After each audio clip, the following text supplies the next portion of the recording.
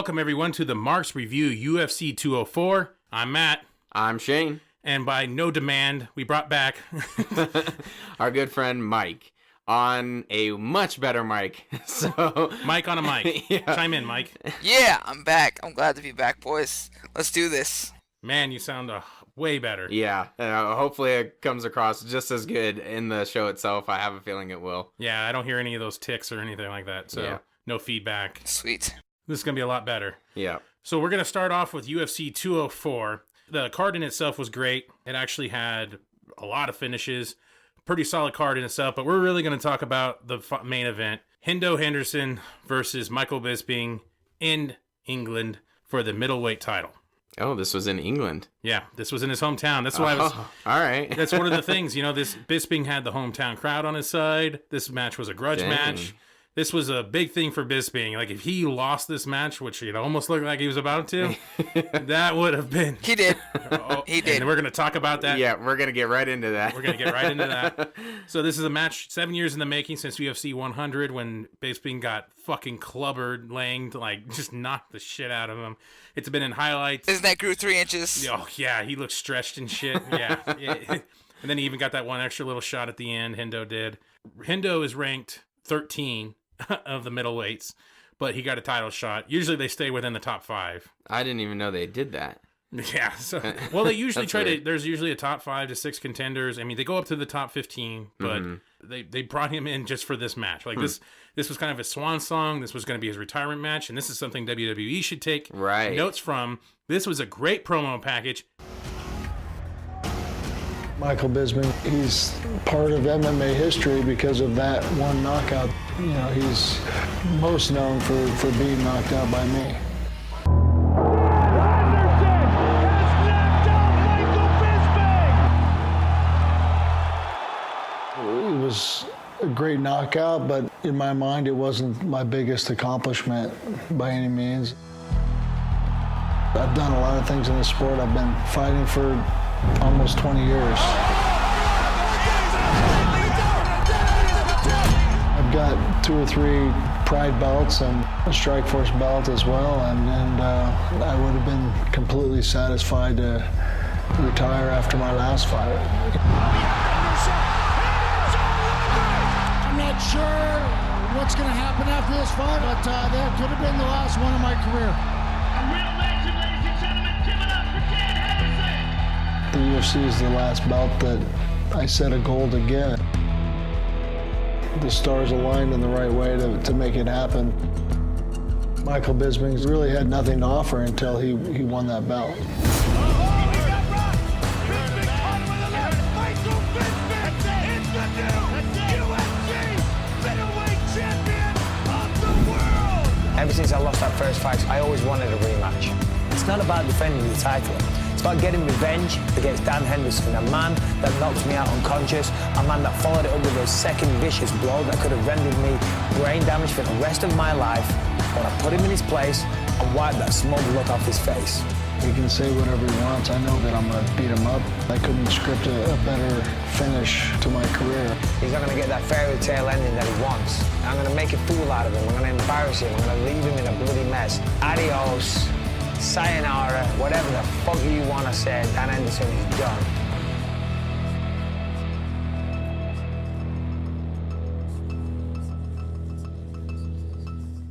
This was a true end of a career match. Right. Not this bullshit they did with fucking Dolph Ziggler. We'll talk about that later. I felt for this promo package. This was way better done than any promo package WWE's ever done. That's ludicrous. Oh, did you watch the promo package they did for Henderson on this? I watched it, but come on. The Flair promo package, the Shawn Michaels promo package, the Boyhood Dream promo package. Yeah. Don't even get me started on the Boyhood Dream. Come on, Matt. Not even close. It was awesome, Mike. Slightly okay point by Mike on the better Mike. So did Austin have a good promo package on his way out? No, they didn't even know he was fuck out. about Austin? Yeah, that's true. He knew. That was it. Yeah, they didn't even know he was gone. All right. I don't know. I just know I was feeling that match from the moment they started. Heart was pounding. I was fucking loving it. Bisping comes fucking flying out there. I was wondering, I even noted down, possible adrenaline dump, because he was hauling ass. He was beating the security out there. he just wanted to get the fuck out there. What'd you think of the beginning of the match, Mike? I think Hendo went out there and did what Hendo wanted to do at the beginning of the match, really. And I think Bisping was gun-shy at first. I felt he was gun-shy because he knew at any moment he could get caught. And because he knows what happens if he doesn't keep his guard up with Hendo, that it ends real quick. Yeah, I actually wrote down Bisping shadow boxing for the first round. Because so that wasn't just me. It was Yeah. kind of like it did seem like he was feeling out, and Henderson was like, "I'm gonna fucking knock you out." Yeah, that's what it seemed like. He was keeping distance, and he wasn't landing a single fucking shot. Mm-hmm. Like he maybe landed a couple leg kicks, but that was it. Like in that first round, you could tell he was terrified to get in that pocket there, and then when he did, he paid for it. He got dropped. I mean, he didn't go down as hard as 100, but it had a very, very flashback feel. Well, didn't Joe Rogan say something like Joe Rogan wasn't announcing this. Oh, okay. Well, maybe it was someone else. Brian Stan and Mike Goldberg. Okay, I had a hard time. Maybe it was Mike Goldberg. I had a hard time listening to the audio of this. I won't tell you why. Bootleg. Yeah, I don't know what you're talking about. Watching it on an iPhone, on someone else's iPhone. Yeah, on an iPhone of an iPhone of an iPhone. Through a bunch of iPhones. It was terrible. But anyways, I think he said something like that it was shades of UFC 100. It was pretty close. He knocked him down. He even did the jumping kind of elbow land on him. Like he tried, but Bisping held his own and Recovered real quick. yeah, he recovered fast. You can tell that was pure instinct what he was doing, because when he was in his corner after the first round, he actually asked his coach, "What'd he hit me with?" He didn't even know what he got hit with, and the coach is like, "Right hand." Like, what do you think he hit you with? What else does Hendo do? I mean, honestly. You should have told him, just fucked with him. It was a leg kick. It was a head kick. What? I didn't even see it. And so he didn't. You could tell that was just pure instinct on the ground. He was just defending, maneuvering, turning himself, whatever he could do to defend himself on the ground, because he didn't even know what hit him. Mm-hmm. He didn't even know what happened. So I want to back up to the head kick joke real quick. It seemed like Bisping was throwing a lot of head kicks, or attempting to. Is that some sort of intimidation thing, or because it didn't really seem like he was trying a whole lot, and a lot of them seem to be getting blocked. Volume. And plus, if you keep kicking someone's arm, your arm keeps getting kicked, it's going to get hurt. Yeah, okay. That makes sense. And that right hand is not going to be as effective. All right. It was weird when I was watching it. I'm like, what is he trying to do here? It actually, I gave more credit to the game, UFC 2 or whatever, of the slow motion kicks. I'm like, all right, that's pretty realistic. But it changes your eye level, too, because you don't know what next strike's coming, and that's part of it, too. It changes the eye level. Plus, as you can also see, when he got kicked, he does get knocked a little sideways. Yeah. So it breaks your footing and breaks your guard. Okay. So, yeah, no, and Bisping's always been a volume fighter. He always does that. He just throws numerous amounts of punches and kicks. Okay. They don't have much power behind them. They probably still knock out you or me. But for fighters, grizzled fighters, most of the time it doesn't really affect them. Rockhold got clipped and knocked the fuck out. But for this, he's always been a volume fighter, and people used to call him a points fighter mainly because he'd always go to the decision and lose. But lately he's been able to knock people down, and he's, I don't know, taking steroids, who knows. he's been getting stronger at the point of being able to actually knock people down. It gets into the second round, and this is where the tricky round is. I was talking to you, Mike. We were texting a little bit back and forth, and then I said, save it for the podcast. Who won the second round? Hendo. How do you argue a knockdown? How do you argue the end of the fight he had control? Understand that Bisping boxed him a little bit, and they circled each other around the cage, and Mike Bisping was getting the better of that, but how do you argue a knockdown? A knockdown wins a round. That's the way I see it. And then he was in control at the end of the round. He was doing damage, and Bisping wasn't doing damage with the control he had in the first, 3 minutes or whatever that round, but at the end of the round, all right, whatever. But Hendo dropped him. I mean, in my mind, that steals the round. That was more dominant. That showed more. He was more explosive. He was doing more than Michael Bisping in that 1 minute than Bisping did in the whole 4. Okay, so this comes to the question that I've seen a lot with judges and with fighters. Bisping had one decent flurry, and that was really because of a nut shot. Because he kicked him in the balls. The ref didn't see it and didn't stop it.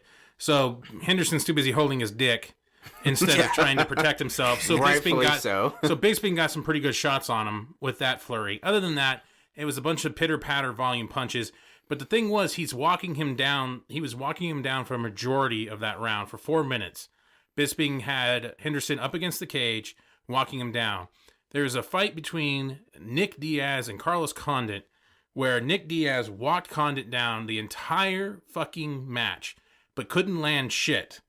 He landed a couple things, but couldn't really land anything, and Condit just kept countering him. Condit ended up winning that fucking fight by decision. And it really started questioning this octagon control. What is octagon control? Because that's one of the points or one of the things that the judges should look at for the fights. A weird thing of the octagon control. Bisping beat Anderson Silva in a decision, I think because of that. Because the majority of the time, he was walking Anderson Silva down, and Anderson Silva willingly just stayed against the cage the whole time. Mm-hmm. And whenever Anderson Silva felt like fighting, he would fucking front kick the shit out of him or knock the shit out of Bisping. And he knocked him out. Yeah, he did knock him out with like fight. 1 second left, like right as the buzzer went. And Bisping fucking flattened his face on the ground, but got up. And the ref ended up saying go to the next round because it was at the end of the buzzer. For the majority of that fight, the only reason why Bisping won that fight was because he walked him down. Anderson Silva just willingly stayed up against the cage, kind of like Henderson did. So there's this real big confusion on what octagon control is. And are you really winning the fight if you're walking someone down the whole time? No. Thank you for that expert analysis. I went through that whole thing, and Mike ends it with a simple no. So isn't that opposite from boxing? No. Because I feel like there have been some fights in boxing where they have the main fighter who's controlling most of the fight, Pacquiao. And Pacquiao was walking him down? Yeah, the entire fight. And people were saying that Mayweather was running, and he ended up winning because he was dodging a lot of things and countering a lot of things. And so it's almost, to me, it seems like boxing's a little bit different because that's all fight metrics. Like, that's just all who landed the most punches. Yeah. Mm-hmm. That's really what boxing comes down to. Even though it seems like it's been going that way with UFC, with the scoring system, it seems like whoever lands the most punches in a round or lands the most takedowns in a round seems to win the round. That's kind of seems like how they're going, but there's usually a difference. It's control. You're imposing your will on another individual and you're controlling the match.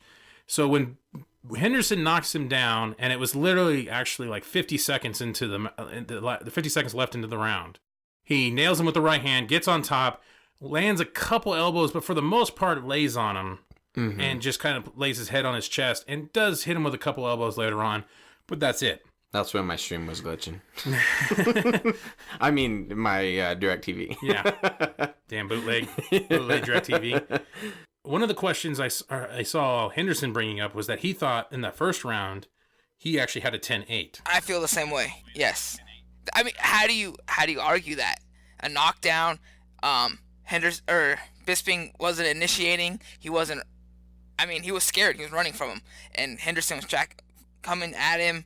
I just feel that it was a 10-8 round with a knockdown. I mean, it was a dominant round. That's hard to argue that it wasn't a 10-8 round. So this is my best example that I can think of because it's honestly the only 10-8 round I can ever think of was Frankie Edgar versus Gray Maynard. Here we go! It's a big time for Gray Maynard, hammering on Frankie Edgar! It was such an incredibly dominant round for Gray Maynard. I'm thinking this is done. I've reached my goal. First round. Oh, we heard him again. That first round where Maynard just beats the living dog shit out of Frankie Edgar for like 3 minutes straight. It was like, what, like 3 or 4 knockdowns? Yeah. But Edgar just kept getting back up. That dude's made of granite. I don't know how he didn't get knocked out. But and so he was getting the balls beat out of him, and that was a 10-8 round. So when I compare the Henderson first round versus that first round, it doesn't really add up because Maynard was just dominating the shit out of Edgar for a lot of the round. And it was a beatdown. It was a brutal beatdown. This one was one shot and then a good beatdown on the ground. Well, actually, he missed a lot of those shots. It was only for like the last minute. So it's just really hard to call that one a 10-8. So the second round, I don't know. I honestly, and they'll never do this. Actually, they did do that in that Frankie Edgar Gray Maynard match, but it should have been a draw. That's kind of where I'm starting to lean to. That second round should have been a draw. I didn't think it was that close. 48-46, Maynard. I thought I did enough to win, but a close fight like that, you really never know. 48-46, Edgar. At 47-47, this fight is considered a draw. 5 rounds and yet still a draw. Very, very rare to have a draw in MMA at all, and even more rare to have a draw during a title fight. So, what is more dominant, Matt? A knockdown. He could have ended the fight. That was like a submission attempt or a takedown or whatever. It's a control. He had control of him. He knocked him down. He knocked him out for a split second. I mean, he kicked him in the nuts. But other than that, he didn't really do anything that whole time. He put him up against the cage because Hendo was grabbing his dick and getting the shit kicked out of him because he was in pain. Right. But other than that, he didn't do anything to him. He didn't. If you look at the end of the fight, who looked like they got their ass kicked? It wasn't Henderson. Right. He even said that. Henderson said that in the fucking at the end of the fight there, which was hilarious. When he said, "I wish they would vote on what you look like at the end of the fight." Yeah, I basically compared it to the video game again, where most of the time you whoop the shit out of them, and they're bloody and stuff, and then you end up getting knocked out or whatever. Yeah. You're like, what the fuck? I don't know. I think it's up for debate. I think it's pretty obvious that Bisping won 3-4. 5 is a question because, again, there wasn't much engagement between either fighter, but I felt Hendo didn't allow Bisping to control the octagon as well, and he did come at him a little bit more, but 5th round was kind of like a schmoz anyway. It was just, there was no significant strikes landed by either fighter, really. There was very limited control by either fighter, walking each other down in any manner, and then fucking Hendo ends it with a rolling thunder. Oh my gosh, that was fantastic. I'm like, what the fuck is this guy doing? I love the post-fight. I love the post-fight when this reporter asked him, did you really picture ending your career on a rolling thunder? And he's like, I've never done it before, so I thought it would be fun to do. Oh my gosh. Yeah, and then he took a couple licks right there when he tried that. Yeah, so that was fantastic. The 5th round could have gone up either way. The 2nd round, I don't know, Mike's starting to make a decent, compelling case towards the 2nd round. Whoever the judge was that did 49-46, Jesus Christ. That's an idiot. Thank you, yeah. I thought that was for Henderson. I was like, sweet, Henderson won.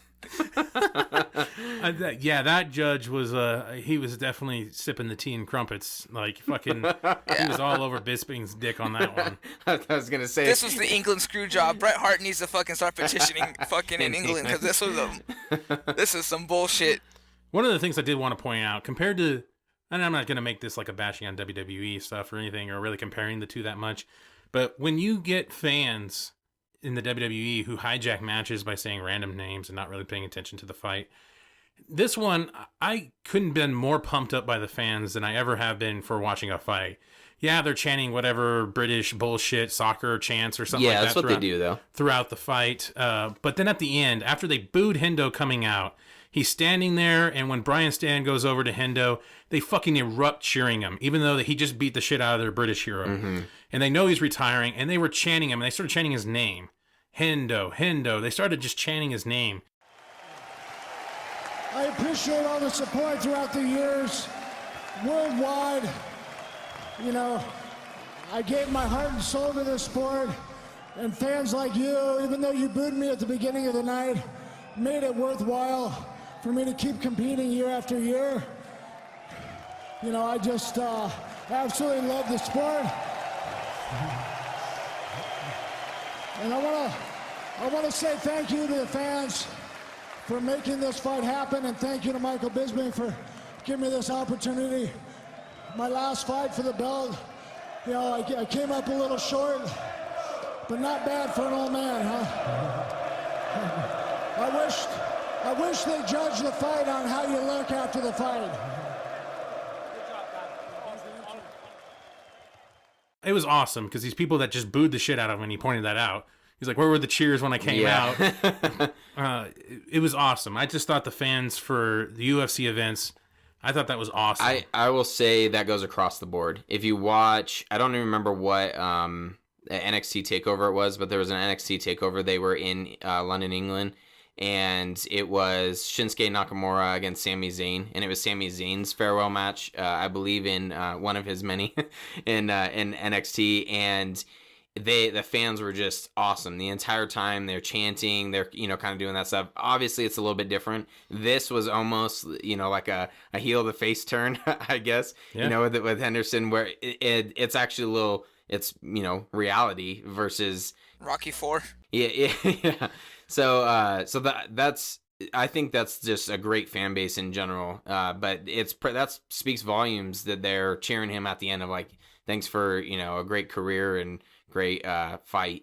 I wonder, Mike, if you noticed this. I thought Evil Levine should probably, I don't know if it was the jet lag or whatever was going on with him, but he should have got his eyes checked for this, because there was the nut shots, and I think it was in the second round, I think I have noted here, or maybe it was the third round. Fourth. Oh, no, I wrote down the second round. Oh, yeah, there was the other nut shot, but I wrote down in the second round, Hendo was on top of Bisping after the knockdown. Bisping was throwing punches and just punching Hendo in the back of the head over and and over. And I was just like, come on, Eve. And he's not even saying anything. And it was like 10 punches to the back of the head. Yeah, they're little like knocks and stuff, but still, a punch to the back of the head is a punch to the back of the head. As one of our great friends, Tommy, says, the way the UFC does shit, you might as well come out, do a nut shot, and poke someone in the eye, because you'll get a warning, and then you can win the fight. Yep. Because the way they do shit, I understand the eye pokes because of the gloves, the nut shots, people are always moving around and stuff. But 2 nut shots to the back of the head, it was just ridiculous that somehow not once did he get a loss of a point, or he just got like a warning, and Evil Levine's like, just try to do better, Mike. You could hear him saying that. I did hear that. Yeah, he's like, just try to do better. Stop kicking people in the nuts, stop punching me in the back of the head, we'll be all right. It's all good. Just be careful, man. And he kept telling him that. Be careful. Just be careful. I don't know. Maybe it was the jet lag, because it was like supposedly 5 a.m. there in England, because they were sticking to the American time slot. Yeah. Usually on these ones back in the day, we used to get UFCs at noon. At like 11. Yeah. We used to be in Bullies drinking at fucking noon and 11. You know what's awesome? Going back to the fans, that they fucking showed up, and they were probably all drunk. Oh yeah. they were riled up for that thing, and holy shit. It sold out in like 5 minutes. Yeah. And the thing that started at like 1 o'clock in the morning or something over there, that's just freaking crazy. Yeah, that was some major dedication. They had a lot of British people on that card, and almost every single one of them won, except for like I think one, the Grant guy, was the only one that didn't win. Like all the either European or British contenders they had won. Yeah, it was an awesome card. I thought the final fight for Hendo, even though there is some controversy behind it and maybe some misscoring, I thought it was a great end. We really got to see a guy that's 46 years old cut down to 185. And he fights all over the place, 205, 185, and he's still cutting weight, making it at 184. Yeah, you can tell he's 46 by his cardio, but he's still deadly and could possibly beat the shit out of the current middleweight champion. Right. He won. There's a chance. I don't know. You brought up a decent case. I'm leaning. Even though they rarely happen, I would have just liked to seen it be a draw, which would just been funny as shit to end his career on a draw and just Bisping not get the win and then Hendo retire. I just thought that as a cruel joke, I thought that'd be funny as hell. So do you think Vitor's done too?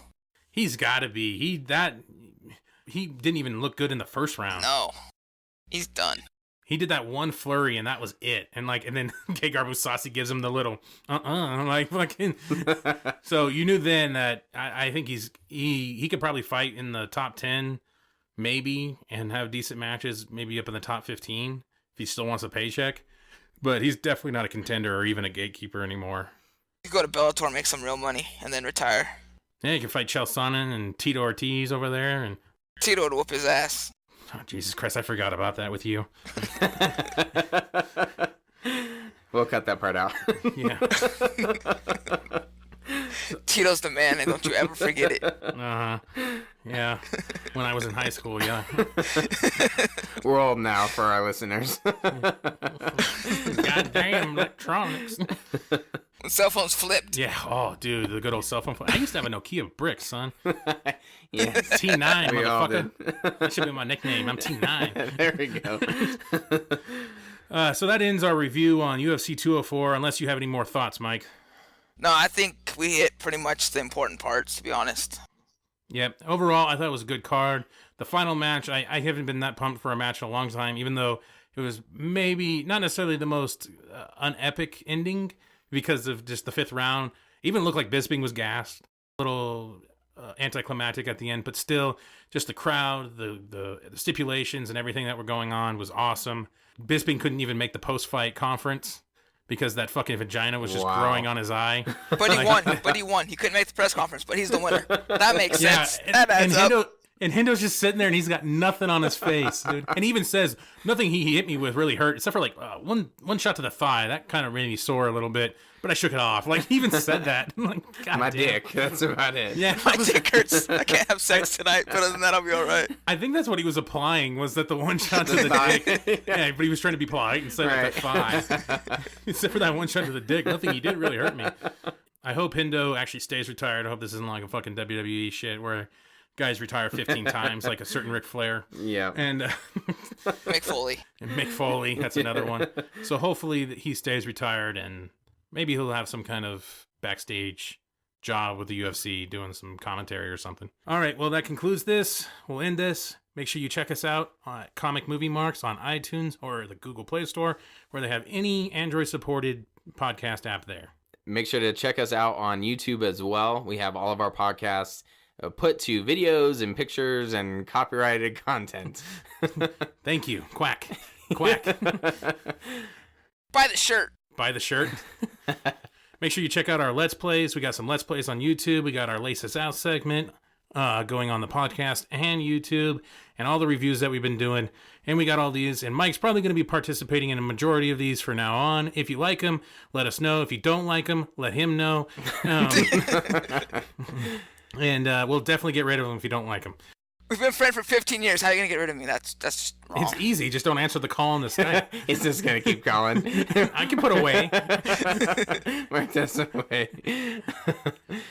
And be sure to follow us on Facebook, Twitter, and the Instagram. You can follow our Laces Out segment on there for the entire NFL season. Mike, are you following us there? I am.